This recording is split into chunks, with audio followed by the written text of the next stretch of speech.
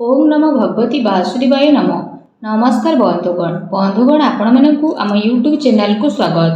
बंधुगण आज भिडियो रे आमे आपण मानकु कहिबाकु जाउछु आपणक पई आज आसंता कालीर दिनटी किपरि साब्यस्त हेबो, ए दुई दिन आपणकु किपरि कटेइबे, केउ सबु जिनिस रे आपणकु फायदा मिलिबो आउ केउ सबु जिनिस रे आपणकु सावधानता अवलंबन करबा पई पड़िबो, आपणकर लव लाइफ किपरि रहिबो, कैरियर किपरि रहिबो, बिजनेस आउ व्यापार किपरि रहिबो, ता सहित स्वास्थ्यर महत्वपूर्ण इनफॉरमेशन मध्ये आमे आपण मानकु देबु।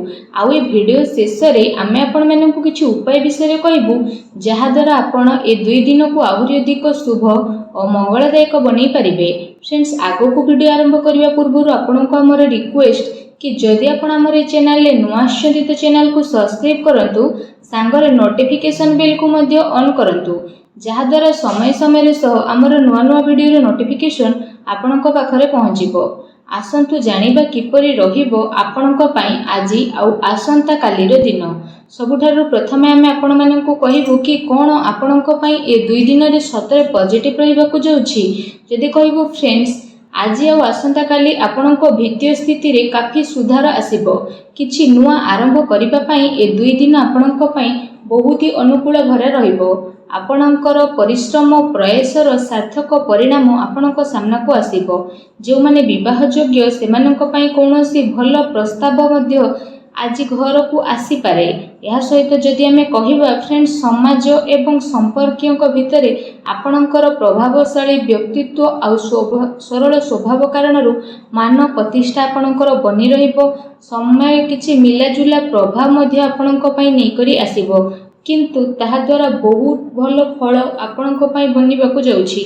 किछि टाइम रे अति संपर्कियों भितर जहा भी क्लेश चलीथिला तो से सबु दूर विशेष भाव में आपणकर हेबो।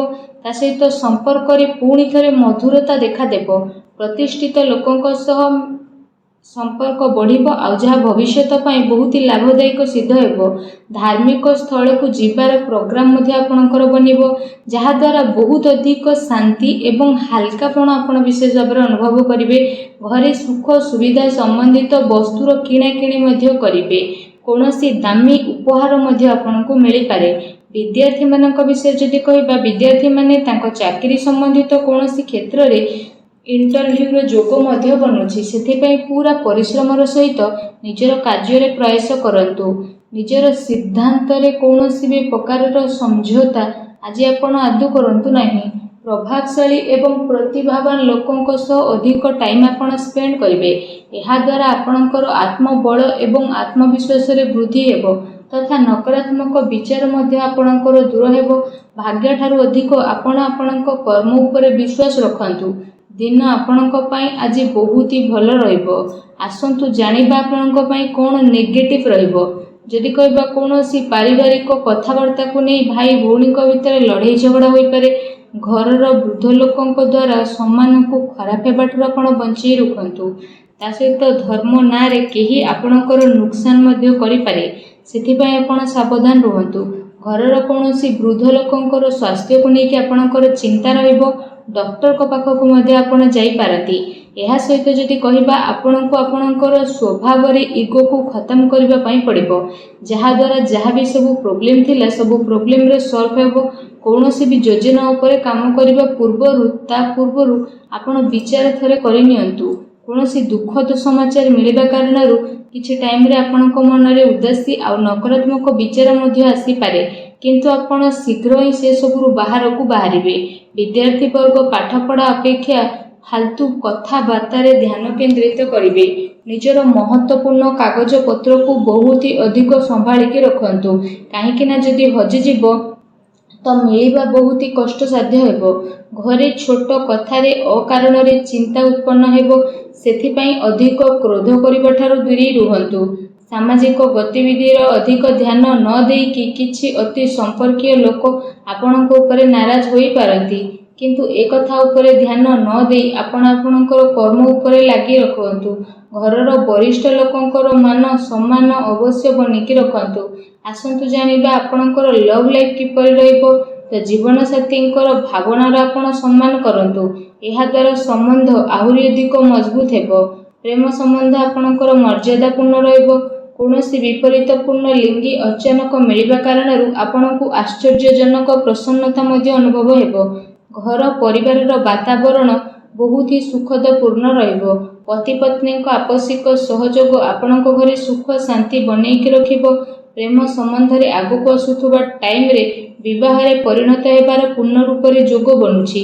ଜୀବନ ସାଥୀଙ୍କର ଆପଣଙ୍କୁ ଏବଂ ଆପଣଙ୍କ କାର୍ଯ୍ୟରେ ପୂର୍ଣ୍ଣ ରୂପରେ ସହଯୋଗ ମଧ୍ୟ ମିଳିବ ତଥା ଘରେ ମଧ୍ୟ ଆପଣଙ୍କର ସକାରାତ୍ମକ ବାତାବରଣ ବନି ରହିବ।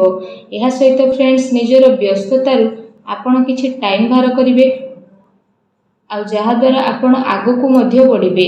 ପରିବାରରେ ପିଲାଙ୍କ ପାଇଁ ଆପଣଙ୍କ ସମୟ ମଧ୍ୟ ଦେବେ, ଯାହାଦ୍ୱାରା ପରିବାରରେ ଆପଣଙ୍କର ରେସ୍ପେକ୍ଟ ଆହୁରି ଅଧିକ ବଢ଼ି ମଧ୍ୟ ଯିବ। ଆସନ୍ତୁ ଜାଣିବା 2 ଦିନରେ ଆପଣଙ୍କର ବ୍ୟବସାୟ କିପରି ରହିବ। ଯଦି କହିବା ବ୍ୟବସାୟରେ ଏବେ ବର୍ତ୍ତମାନ ପରିସ୍ଥିତିର ପ୍ରଭାବ ବନୁଅଛି। ଧନ ସମ୍ବନ୍ଧିତ ଲେଣ ଦେଣରେ ବହୁତ ଅଧିକ ଆପଣ ସାବଧାନ ହୋଇକି ରୁହନ୍ତୁ, କାରଣ ଧୋକା ହେବାର ସମ୍ଭାବନା ମଧ୍ୟ ବନୁଛି। ଚାକିରି ପେଶା ବ୍ୟକ୍ତିଙ୍କର ଅଫିସର ମାହୋଲ ବହୁତ ହିଁ ଶାନ୍ତିପୂର୍ଣ୍ଣ ବନିକି ରହିବ। କାର୍ଯ୍ୟକ୍ଷେତ୍ରରେ ଯଦି କୌଣସି ପ୍ରକାରର ନିବେଶ କରିବା ପାଇଁ ଚାହୁଁଛନ୍ତି ତ ବିଶେଷ ଭାବରେ ସେସବୁ କାର୍ଯ୍ୟକୁ ବହୁତ ଗମ୍ଭୀରତାର ସହ ଆପଣ କରିବେ। ଏହାଦ୍ୱାରା ଆପଣଙ୍କୁ ବହୁତ ହି ଭଲ ରେଜଲ୍ଟ ପ୍ରାପ୍ତ ହେବ। ଦିନ ଆପଣଙ୍କ ପାଇଁ ବହୁତ ହି ଭଲ ରହିବ। ଚାକିରିରେ ନୂଆ ସମ୍ଭାବନା ମିଳିବାର ଆଶା ରହିଛି। ଏହା ସହିତ କାର୍ଯ୍ୟକ୍ଷେତ୍ରରେ ଅନ୍ୟର ହସ୍ତକ୍ଷେପ ଦ୍ୱାରା କର୍ମଚାରୀଙ୍କ ଭିତରେ ମତାନ୍ତର ହୋଇପାରେ, ସେଥିପାଇଁ ନିଜର ନିର୍ଣ୍ଣୟକୁ ପ୍ରାଥମିକତା ଦିଅନ୍ତୁ ତଥା ବ୍ୟବସାୟିକ ଗତିବିଧିରେ ନିଜର କଡ଼ା ନଜର ରଖନ୍ତୁ। ଏହା ସହିତ ଚାକିରି ପେଶା ବ୍ୟକ୍ତିମାନେ ଅଫିସରେ ପଲିଟିକ୍ସର ଶିକାର ହୋଇପାରନ୍ତି, ତେଣୁ ଟିକେ ସାବଧାନ ରୁହନ୍ତୁ। ଏହା ସହିତ ଏ ଦିନରେ ଆପଣ କୌଣସି କାରଣରେ କାର୍ଯ୍ୟକ୍ଷେତ୍ରରେ ଅଧିକ ଟାଇମ ଦେଇପାରିବେ ନାହିଁ, କିନ୍ତୁ ସହଯୋଗୀ ଆଉ କର୍ମଚାରୀଙ୍କର ଉଚିତ ସପୋର୍ଟ ଆପଣଙ୍କୁ ମିଳିବ। ଚାକିରି ପେଶା ବ୍ୟକ୍ତିବିଶେଷଙ୍କୁ ନିଜର ଉଚ୍ଚ ଅଧିକାରୀଙ୍କର ପୂର୍ଣ୍ଣ ରୂପରେ ସହଯୋଗ ପ୍ରାପ୍ତ ହେବ ଏବଂ ବ୍ୟବସାୟିକ କ୍ଷେତ୍ରରେ ଆପଣଙ୍କର କାର୍ଯ୍ୟକ୍ଷମତାରେ ବହୁତ ଅଧିକ ସଫଳତା ମିଳି ମଧ୍ୟ ଯିବ। ସେଥିପାଇଁ ପ୍ରତ୍ୟେକ କାର୍ଯ୍ୟକୁ ଆପଣ ବିଶେଷ ଭାବରେ ବହୁତ ଗମ୍ଭୀରତାର ସହ କରନ୍ତୁ। ଚାକିରି ପେଶା ବ୍ୟକ୍ତିଙ୍କୁ ତାଙ୍କର କାର୍ଯ୍ୟକ୍ଷମତା ପାଇଁ ପ୍ରୋତ୍ସାହନ ପ୍ରାପ୍ତ ହେବ, ଯାହାଦ୍ୱାରା ସେମାନଙ୍କ ମନ ବହୁତ ହି ପ୍ରସନ୍ନ ମଧ୍ୟ ରହିବ। ଆସନ୍ତୁ ଜାଣିବା ଆପଣଙ୍କର ସ୍ୱାସ୍ଥ୍ୟ କିପରି ରହିବ। ଯଦି କହିବେ 2 ଦିନରେ ଆପଣଙ୍କ ସ୍ୱାସ୍ଥ୍ୟ ବହୁତ ହି ଉତ୍ତମ ରହିବ ତଥା ଆପଣ ଊର୍ଜାରେ ଭରପୁର ରହିବେ। ଆପଣ ନିଜେ ନିଜକୁ କାଫି ସୁଖୀ ଆଉ ଚିନ୍ତାମୁକ୍ତ ମଧ୍ୟ ଅନୁଭବ କରିବେ। ତା ସହିତ ଏ ଦିନର ସମୟ ସ୍ୱାସ୍ଥ୍ୟ ଦୃଷ୍ଟିରୁ ବହୁତ ହି ଭଲ ସମୟ ରହିବାକୁ ଯାଉଛି।